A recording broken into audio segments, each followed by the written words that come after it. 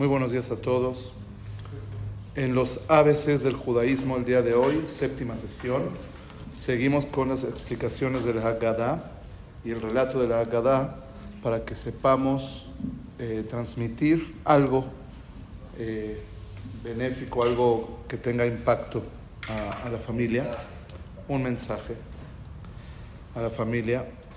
Ahora sí, después de todas las introducciones y cómo hay que transmitir la Haggadah, y Hajam, y Rasha, y Tam, y Sheno Yodea Lishol, y cómo tenemos que provocar la experiencia en la noche del Seder, comienza la Haggadah. De acuerdo a la Mishnah, en Masejet Pesachim, la Haggadah tiene que comenzar bignut. ¿Qué es gnut? Gnut es con lo no tan agradable, lo no tan bonito. Genut significa lo despreciable, lo feo. Entonces tenemos que empezar a relatar lo feo, pero curiosamente no se relata lo feo en el tema físico y material. ¿Qué sería lo feo? La esclavitud, que los agarró y los esclavizó y los obligó a construir las bodegas de Pitom y Ramsés. No, la Haggadah comienza con un tema que es más espiritual. Lo feo es mi tehilá, obde abodá zara, ayu abotenu. Al principio de todos nuestros antepasados, antes de Abraham Avinu, eran idólatras. Idólatras significa que creían que las estrellas eran los dioses y no existía un solo Dios único, no material, no físico, incorpóreo, presente, omnisciente, o sea que lo sabe todo. Pensaban que se dividían las fuerzas en diferentes objetos, en diferentes dioses, y se podían pelear entre ellos. Había competencia a ver quién su influencia o su fuerza ganaba, etcétera, etcétera. El Meiri y el Rambam, Maimónides y el Meiri, los dos explican que el desenvolvimiento y el desarrollo de la idolatría fue de la siguiente manera.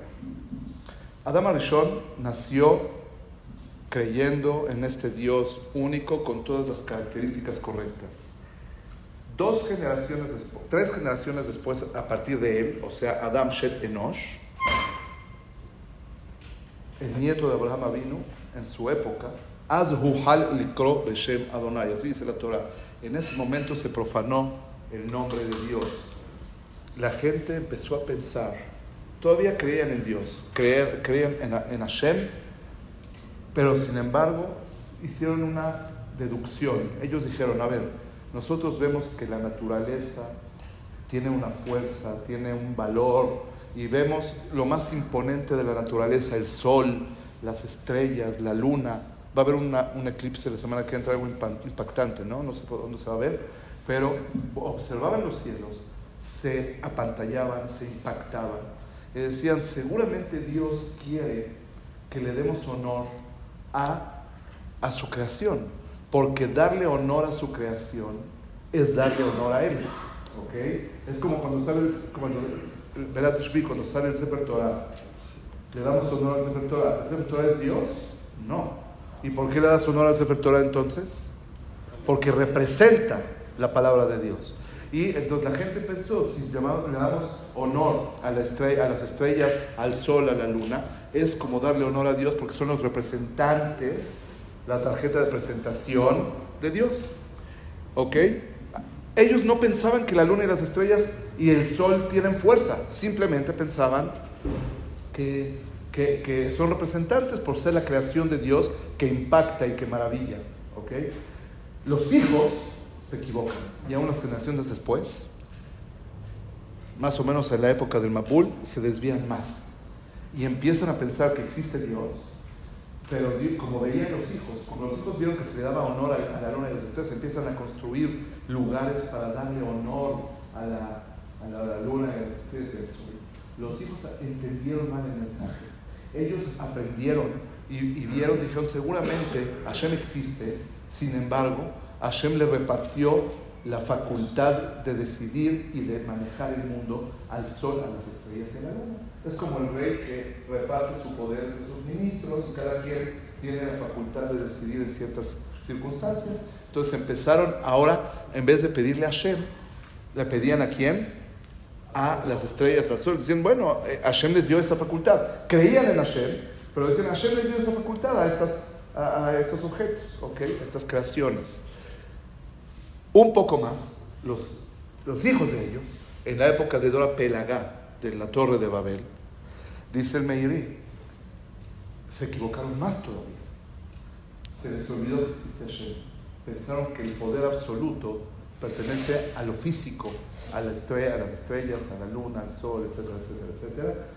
Y dejaron de creer en un Dios que no es corpóreo, no es material. Toda la parte espiritual, en la dimensión metafísica, que quita totalmente el tema de lo material y lo físico, desapareció. Esa es la generación de Abraham Avinu. Esa es la generación de Terah, el papá de Abraham y el papá de Nahor. Y es lo que estamos diciendo acá, Mitahilá, Obde Abodá Zará. Al principio eran idólatras. ¿Qué significa que eran idólatras? Llegaron a cancelar, a negar totalmente la existencia de una dimensión espiritual absoluta que no tiene nada que ver con lo material y con lo físico. Y Abraham vino, es donde nace y empieza a reconocer a Dios. No es el momento de cómo Abraham vino reconoció a Dios. Hay debates entre los místicos y los racionalistas.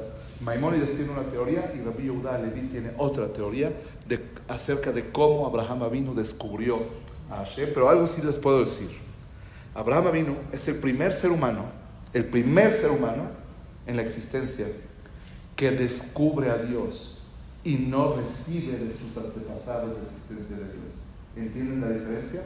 Adam Arishon, él recibió directamente, ¿no? No sé cómo se dio cuenta que Dios existía.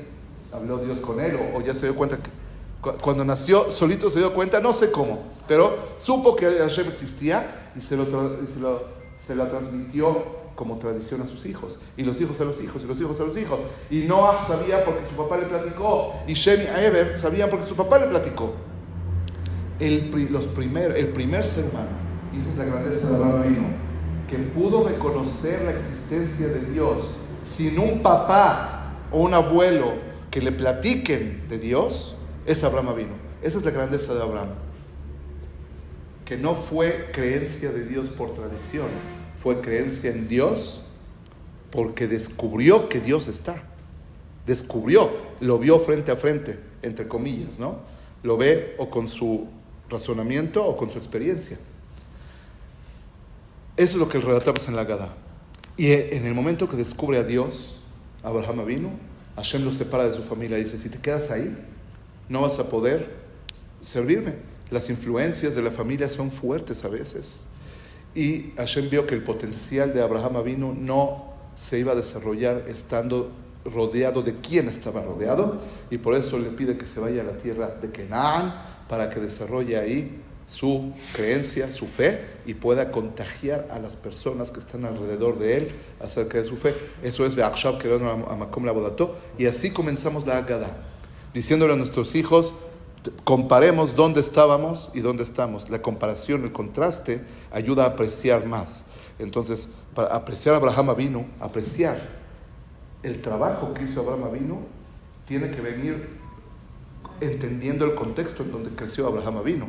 Él no escuchó nada, imagínense ustedes, todos nosotros los que estamos aquí sentados, escuchamos de la Torah y de la religión y del judaísmo de nuestros padres, ¿ok? Qué grandeza un ser humano que no escuchó nada de sus padres y lo descubrió él solito. Ese es el tema de Mitahilá Obde Abodá Zará. Lo voy a cantar para que sepan cómo se canta y con eso terminamos. מתחילה עובדי עבודה זרה היו אבותינו ועכשיו קרבנו המקום לעבודתו שנאמר ויאמר יהושע אל כל העם כה אמר אדוני אלוהי ישראל בעבר הנהר ישבו אבותיכם מעולם תרח אבי אברהם ואבי נחור ויעבדו אלוהים אחרים ואקח את אביכם את אברהם מעבר הנהר ואולך אותו בכל ארץ כנען וארבה את זרעו ואתן לו את ישחק ואתן לישחק את יעקב ואת עשיו ואתן לעשיו את הר שעיר לרשת אותו ויעקב ובניו ירדו מצרים. Ya se les antojó, ya viene, Besat Hashem.